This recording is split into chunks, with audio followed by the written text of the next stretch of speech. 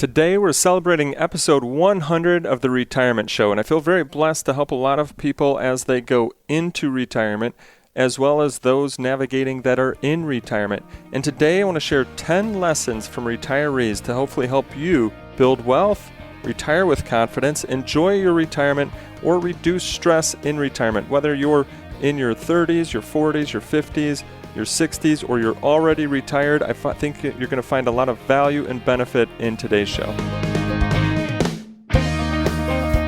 Welcome to the Your Life, Your Money podcast with Scott Searens, teaching you how to thrive in life, wealth, and retirement.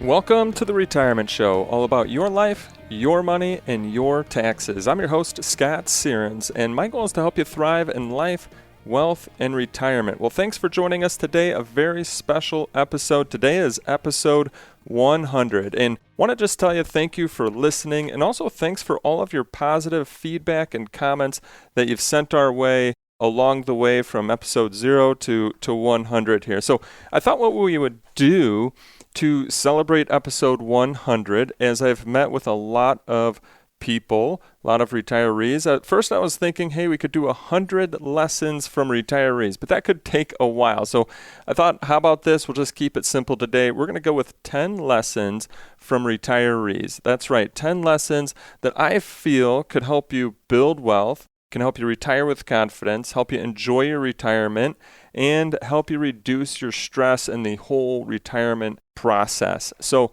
thought that today would kind of be of value and benefit to you that way. And, one thing before I dive into that is if you wouldn't mind, if I could ask a favor of you as we celebrate episode 100 here, if you would do me a favor, and if you are finding the podcast to be of value and benefit, would you mind just sharing it with a friend? Pick one person. Don't have to try to think of a bunch of people. Just pick one person. Say, hey, I have this podcast that I listen to and you should check it out. I get a ton of value and benefit from it, and I think that you might really like it. And forward it on to them. You can forward them our website, lifemoneyshow.com. You can tell them to go and look for the Retirement Show, Your Life, Your Money. But if you don't mind, help me celebrate episode 100. Look forward to many more episodes each and every week to send out to you. And so that's one favor I'd ask of you. If you have been finding this of value and benefit, if you don't mind, pick one friend and share it with them, and hopefully they find some value and benefit from it as well. So here's what I thought. What I thought is, I have, of course, the benefit of meeting with and helping a lot of people with their retirement plans, at times meeting with 3 to 4 new or existing clients each and every day. So what does that mean to you? Well, it means that I've spoken with a lot of people age 55 plus, a lot of people that have been in your shoes before. I've helped a lot of families and individuals, people just like you, achieve that plan, that retirement plan, to help them retire with confidence and to help them enjoy their confidence, to help them understand how much they can spend, when they can retire, and how to make it all last. So I thought today would be good. We could go with 10 lessons from retirees to help you in your plan. And I thought this could be good whether you're retired, whether you're pre-retired. Heck, this could be good if you're in your 20s, 30s, or 40s. There will be parts that will apply to everyone. So here we go. Let's start off 10 lessons from retirees. Lesson number 1. Again, all of these lessons I could really feel will help you either build wealth, retire with confidence, enjoy that retirement, or help you reduce your stress along the way when it comes to financial and retirement planning. Lesson number 1, I'm going to call it savings rate versus return rate. Savings rate versus return rate. Now, a lot of people sometimes focus on the latter, the return rate. They think that making their money grow is all about the return rate. Now, let me tell you, yes, return rate is important. However, what really propels people to wealth is their savings rate. How much they are putting away each and every day, each and every month, each and every year. Here's what I found. People that have saved up a lot of money in their 401ks, in their IRAs, in their Roth IRAs, a lot of them didn't even know how they were invested in those accounts. But what they could tell you, They could tell you that they were putting 10% of their paycheck away. They could tell you that they were putting 15% of their paycheck away. They could tell you that each and every year they maxed out their IRA or their Roth IRA, or they maxed out their 401k. They could tell you that they had an automatic contribution going into their brokerage account. Those that I've seen that have saved up healthy amounts have really focused on what they save for their future versus what the interest rate is that it had been making. Now, again, like I'm saying, interest rate's important, but let me just give you a really, really small example here that will hopefully help you think about the importance of this. Let's just say you had $100 and you wanted to get to $200. Well, one of the things that you could think about is, well, how could I try to make 10% on this $100? Well, even if you made 10% on that $100, what is it going to get you for year one? $10. And then year two, and then year three, right? It's going to take you maybe 8 to 10 years to get to that $200. Or if I just said, hey, what's the quickest way you could get to $200? You'd probably say, well, I'll just save another $100. And I know this is at a smaller level, but if you think about it, same thing would happen if I said, how would you get from 1,000 to 2,000? How would you get from 10,000 to 20,000? Yes, that interest rate is going to help you, but the quickest way to get there is to save the money. Then you will get yourself to a point where the interest that you're making will outpace what you are saving. But that's when you're getting into the millions of dollars. So, folks, I hope that this one helps you, makes you really think different. Instead of trying to focus on, hey, how do I get, this whatever rate of return, how can you save more money so that the rate of return that you are getting is compounding and helping you better? All right, savings rate versus return rate.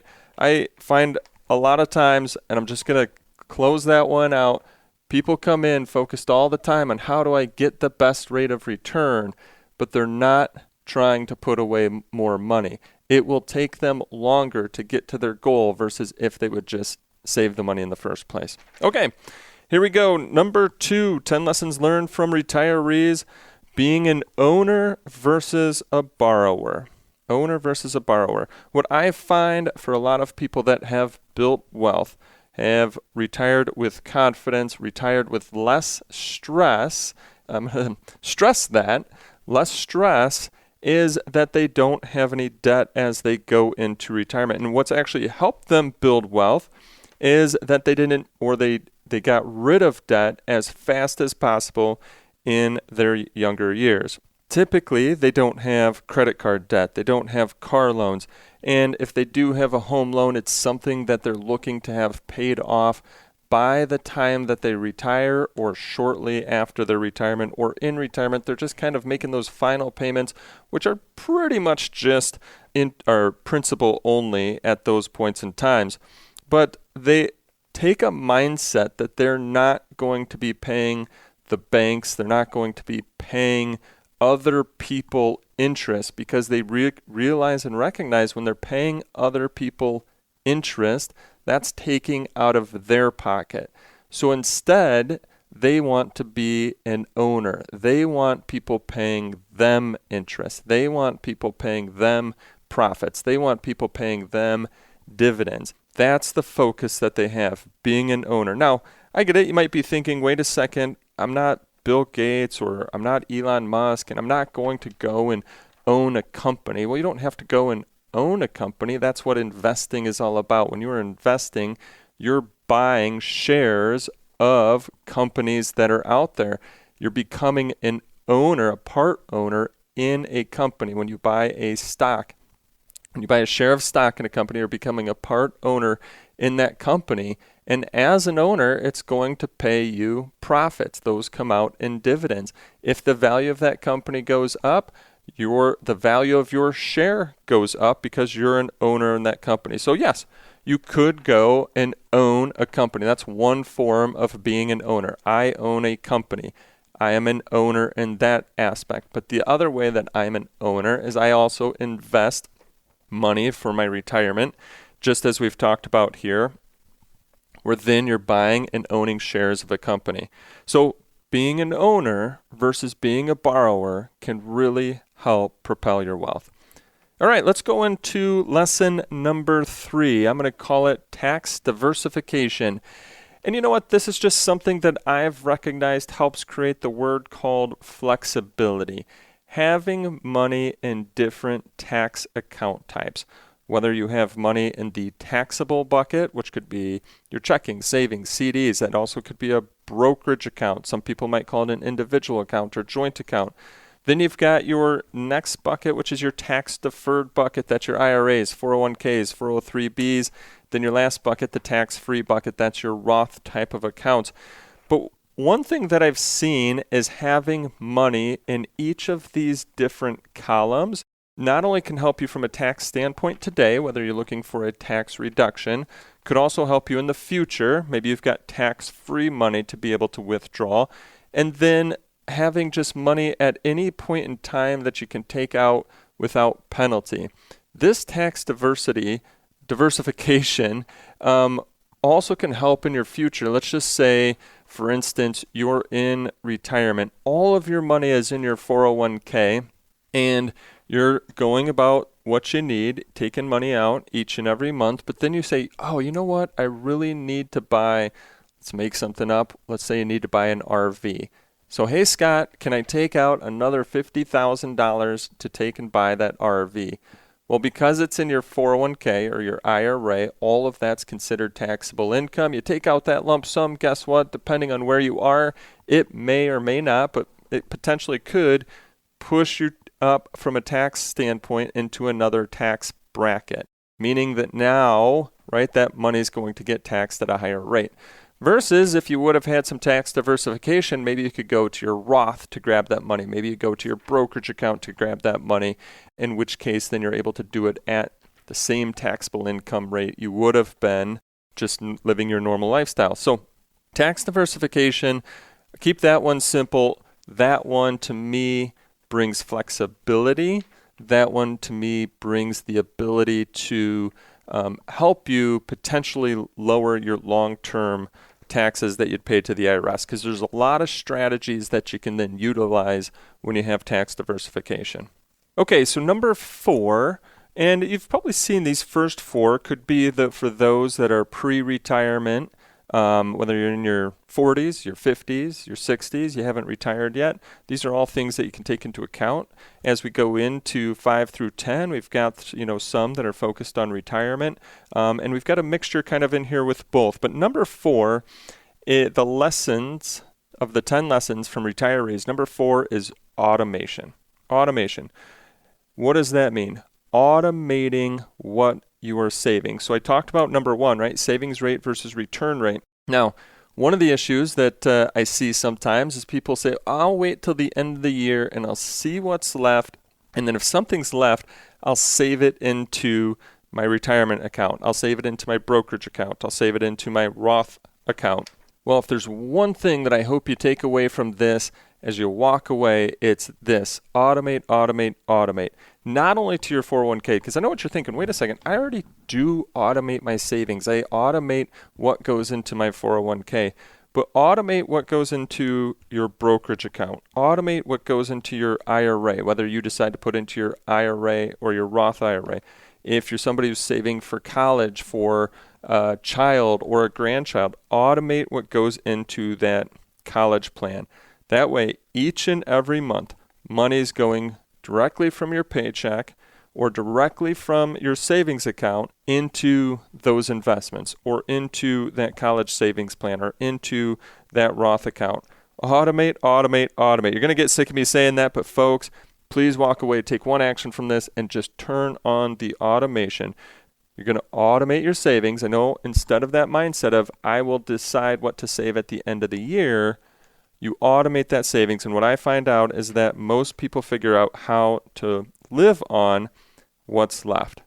Okay, number 5. Now this one could be for somebody who is going into retirement or for somebody who's already retired. Number 5 is have a purpose for your money. I'll repeat that. Have a purpose for your money, because when you have a purpose for your money, then you can plan around it. When you don't have a purpose for your money, what you have then is just a bunch of money and you're not sure what to do with it. So have a purpose for it. Yeah, I mean, the basics of a purpose for your money is that you want to maintain your lifestyle. But I want you to take it one step further. What's the purpose for your money? Maybe it's a new house. Maybe it's to travel. Maybe it's to gift to a charity. Maybe it's to gift to your children or to gift to your grandchildren. Maybe you want to do renovations on your house. Maybe that's what brings you joy and happiness. Maybe it's that you enjoy doing specific activities, so you want to put so much aside each and every month or each and every year to make sure that you are doing those activities. I've found that when you put a purpose to the money, when you actually put it on paper, we want to do $10,000 a year in traveling. We want to make sure that our kids come over and they hang out with us, so we would really like to put a pool in our backyard. Or since I live in Illinois, one of the things that I hear a lot is, I don't want to spend winters in Illinois, but my family's here, so I want to stay close. So you know what? I want to put $20,000 a year aside to go and snowbird. I'm going to go to Arizona or Florida or somewhere warmer than what it is in Illinois in the winter. Folks, putting a purpose to the dollars that you have, I've found helps people enjoy their retirement. It helps people understand what their retirement savings is for, versus just being this bucket that they're wondering, well, what should I do with it beyond my lifestyle? When you start to put it on paper, it starts to become a reality. I find sometimes people are just scared to put it on paper because they're wondering if they can actually make that happen. Well, until we review it, until we do some projections, we won't ever know. So we've got to get it out on paper, and then guess what? Well, maybe instead of $10,000 a year in vacations, what if after we do the projections, it's just $7,500? That's still a good amount, right? We're still getting towards our goal. We might just have to make an adjustment. So don't be afraid to put the thoughts, to put the purpose, to put the goals out there, because what I've found is it will help you enjoy the retirement a lot more. It also helps you just say, okay, you know what? We said we're going to do this. We're going to take $7,500 this year, or $10,000 or $15,000 this year. We're going to start booking some vacations. We're going to start having some fun. Or, as I mentioned earlier, maybe it's gifting to your children. And you see that they're going through something. And if that's what brings you joy, you know that they're renovating their kitchen. And you're just going to, you know what? I'm going to take $5,000 out of my account, or $10,000 out of an account, and I'm going to gift it to them to help them through that kitchen renovation. So I've found that this really, really helps people bring joy to their lives, because it's living the life that they were hoping to live once they retired. So number 6 on the 10 lessons from retirees. Number 6, this really goes to all ages. One of the things that I've found that really helps people build wealth is they don't overcomplicate their financial lives. I'll repeat that. They don't overcomplicate their financial lives, meaning they don't get caught up in every shiny new tool or advertisement on TV. You know what? They stick to the basics, meaning in their younger years, they're sticking to the basics. They've got term life insurance to get them to the age where they no longer need life insurance and they should shift over to long-term care insurance. They're utilizing their 401ks. They're utilizing their IRAs.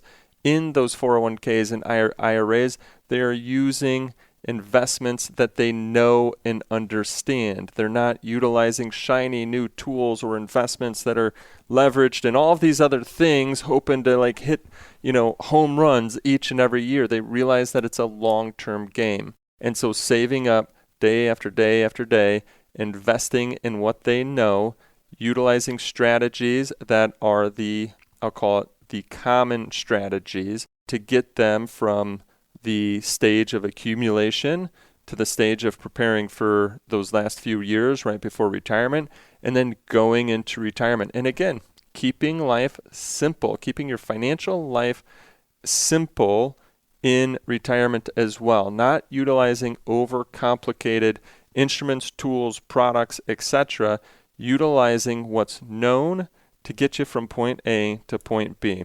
One more thing to add on to this, not, again, overcomplicating their financial lives. They're not trying to time the market. They're not trying to be economists, investors, market timers, all in one. where they're saying, oh my gosh, things are down, I need to sell, and here's the right time to buy, and here's the time to do this, and here's the time to do that.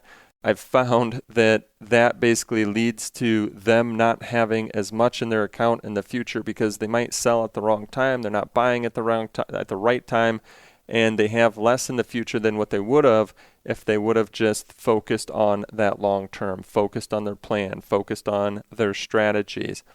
And so hopefully this, allows you to kind of look at your life when you're seeing all of these TV commercials to buy gold, to go buy silver, to go buy all of these different things that we're seeing on the news commercials today. Just remember, they're just trying to grab your attention to sell you something. And so don't overcomplicate it. And I hope that will, help you and your future and your retirement. So moving on, let's talk about number 7. Number 7, again, is one for all ages, whether you're accumulating, whether you're approaching retirement or in retirement. One of the lessons that I've seen from people that come in that are going to then be able to fully enjoy their retirement savings is they understand their expenses. They understand what their outflow is. And here's the difference. There's sometimes meeting with folks who come in and we'll say, okay, how much will you need, each and every month to live your lifestyle? People that understand it just confidently say, I need $7,500 a month. That's going to be for me to, live my lifestyle. I need $15,000 a year for vacations. And within those numbers, we've got probably, on the $7,000 a month, we've probably got about $1,000 of flexibility there. And of course, the vacations, we've got a ton of flexibility there. But they know what their outflow is. They know what it takes for them to live comfortably each and every month. And yes, they do live within their means, but they know their numbers because they've always lived within their means. And it's a difference between folks that come in and go, and when you ask that question, they're like, well, I think my NICOR bill, my gas bill is, $100 a month, my electric bill, and they start adding it up, which means that they most likely don't know what their outflow is. Knowing your outflow can help you in your retirement, because then once you know how much you can take out, you know how much flexibility that you have. But when you don't know your outflow, you might have to readjust. When you don't know your outflow and you're ready to retire, and when we say here's how much you can, spend in retirement, now you might find yourself adjusting your lifestyle because you may not have saved up enough, but you never knew your outflow. And so now you got to make some adjustments. So I've just found people who know their outflow, boy, they seem to enjoy their retirement a lot more because they understand all of the levers that they could pull as far as once we say, okay, here's how much that you can take out from your investments each and every month. If it's over what they need to live comfortably, they realize that they've got this, I'll call it slush fund, to be able to utilize each and every month however they want to utilize it, or maybe they're saving it for later. So know your outflow can really, really, really help you as you go into retirement. Number 8 on our list, lessons from retirees. One of the things that I just see help people, they make decisions and they take action. And they understand that not every decision and not every action is going to work out 100% the way that they're hoping it to work out. But you know what? They still make decisions. They may take action because that's what gets them from point A to point B to point C and to where they want to go. Few examples. They make decisions. They take action. They automate their savings. They call me up and say, okay, let's start putting, $3,000 away into our brokerage account each and every month. And you know what? They might have tried to overthink it, overanalyze it. Should it have been $2,500? Should it have been $3,500? They just got started. They got started versus going through the over-analysis process, the analysis paralysis process. They are people who take action. They up their savings into their 401k. They said, last year I did 14%. You know what? I'm just going to push it up this year. I'm going to do 15%. Or they get a raise and they say, you know what? Rather than take all of that, I'm taking action right away and I'm going to increase how much I'm going to save into my 401k. when we give them recommendations in either our strategy meeting at the beginning of the year or our year-end tax planning meeting. They take action on it. If we're talking about Roth conversions, we go through the process, we do the analysis, we give the recommendations, they take action. They might not do the full amount, that we've been talking about. They might not do zero, but they're going to take action on an amount that they feel comfortable with. All of this, taking action, helps you build wealth. Taking action helps you reduce your long-term tax picture. Taking action helps you understand when you can retire and how much you can spend in retirement. Folks, I want to give you a little bit of an analogy here. When you woke up this morning, you're probably thinking about breakfast. Maybe you were, maybe not, but let's say you were thinking about breakfast. Maybe you're thinking about eggs and bacon. Maybe you're thinking about pancakes. Or maybe you just wanted a simple granola bar out of the cabinet. And you sat there and thought about breakfast. Did it appear? Nope, sure didn't. We can sit there and think about breakfast all that we want, and it'll never appear. We can read about it, we can study about it, we can think about it, and it won't appear. What makes it appear is that you get up, you walk to the kitchen, you get the eggs out, you take the action to fry the eggs, you take the action to make the pancakes, or you even have to just take the simple action to open up the cabinet, grab out a granola bar, and rip open the wrapper so you can eat it. But you could have read, studied, thought about it all day long and nothing would have happened until you actually took action and do it. And the same holds true when it comes to building wealth. The same holds true to your retirement. The same holds true when it comes to reducing your taxes. You can think about it, read about it, study about it all you want, but nothing will take place until you actually take action. All right. Hopefully enough on that. I think that you understand the point there. Making decisions, taking action. Here we go, number 9 on the 10 lessons from retirees. I don't know if number 9 is a lesson or just an understanding or just to let you know that you're not alone. Here's what number 9 is. Number 9 is the fear of spending is real. The fear of spending your retirement savings, the money that you've worked so hard for 20, 30, 40 years or longer, all of that money that you've worked so hard to save, when you get into retirement, the company paycheck's no longer coming in anymore, and you've saved up $750,000, $1 million, $2 million, $3 million or more, the fear of spending that money and utilizing it is real. Savers have a hard time becoming spenders. And so I bring this up to you to let you know that you're not alone. You're not alone. It's a hard thing to do to watch your account values. Yes, they will hopefully go up with investments, but when you're taking money out, over time your account values may also go down because you're taking money out to live your lifestyle, to go on vacations, to do all those things that we said to put a purpose to earlier. Because see, that's one of the things that helps when you put a purpose to your money, then it kind of helps reduce that fear. But I just want to let you know that as you go into retirement, you're not alone.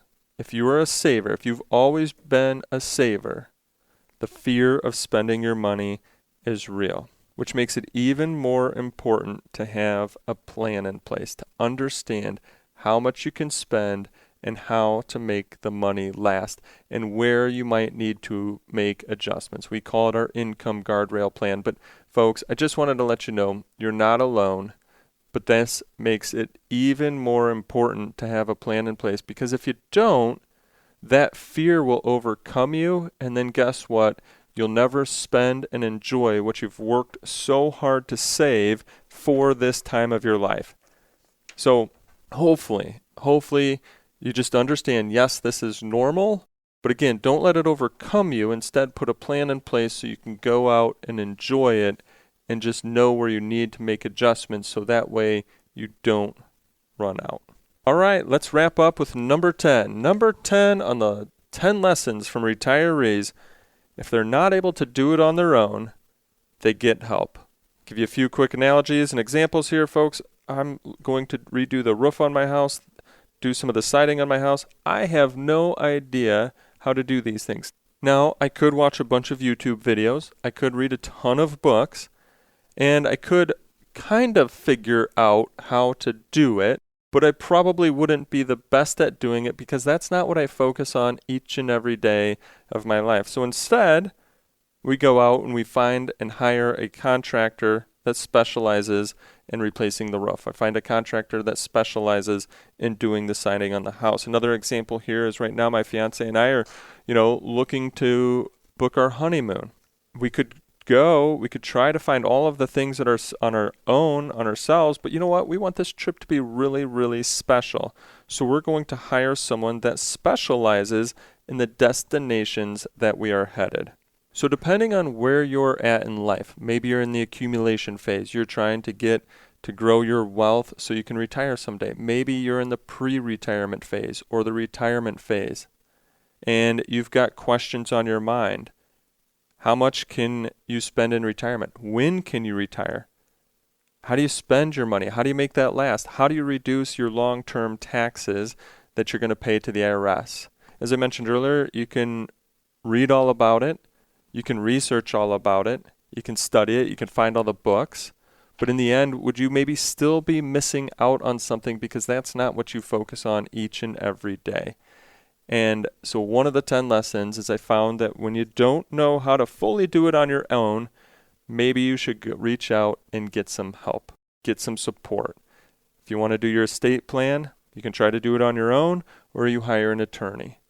Your taxes, a lot of people can do those on their own, but maybe it gets to a point where it's a little bit too complicated and you hire a CPA. Your retirement, maybe you want to try it on your own, but then would you be leaving money on the table? Would you not be spending everything that you could spend and enjoy in your retirement? So I will end our episode 100 with this. If you're age 55 plus, looking for someone to help you understand when you can retire, how much you can spend in retirement, and how to keep more of your money, your hard-earned retirement savings, hard-earned retirement income with you versus giving it to the IRS, that's what we do. That's how we help people, and we'd be happy to help you. And it all starts with a 15-minute phone call to understand what questions are on your mind and to determine if there's a potential fit. Now, if our services align with you, we'll talk about the whole process and how we get from point A to point B. But if they don't, I'll be the first to tell you, and we'll point you in the right direction. You can go to lifemoneyshow.com, click on the Work With Us tab, and that will point you to the calendar to book that 15-minute phone call. Well, I hope you've enjoyed episode 100. Thanks again for being a listener, and I look forward to our next conversation to continue to help you enjoy life today and be financially confident about your tomorrow. Insurance products are offered through the insurance business Sierens Financial Management, Inc. Sierens Financial Group, Inc. is an investment advisory practice that offers products and services through AE Wealth Management, LLC, AEWM, a registered investment advisor. AEWM does not offer insurance products. The insurance products offered by Sierens Financial Management, Inc. are not subject to investment advisor requirements. AEWM and Sierens Financial Group, Inc. are not affiliated companies. Investing involves risk, including the potential loss of principal. Any references to protection, safety, or lifetime income generally refer to fixed insurance products, never securities or investments. Insurance guarantees are backed by the financial strength and claims-paying abilities of the issuing carrier. This podcast is intended for informational purposes only. It is not intended to be used as a sole basis for financial decisions, nor should it be construed as advice designed to meet the particular needs of an individual situation. Please remember that converting an employer plan account to a Roth IRA is a taxable event. Increased taxable income from the Roth IRA conversion may have several consequences, including, but not limited to, a need for additional tax withholding or estimated tax payments, the loss of certain tax deductions and credits, and higher taxes on Social Security benefits and higher Medicare premiums. Be sure to consult with a qualified tax advisor before making any decisions regarding your IRA. Sierens Financial Group, Inc. is not permitted to offer, and no statement made during the show shall constitute tax or legal advice. Our firm is not affiliated with or endorsed by the U.S. government or any governmental agency. The information and opinions contained herein provided by third parties have been obtained from sources believed to be reliable, but accuracy and completeness cannot be guaranteed by Sierens Financial Group, Inc.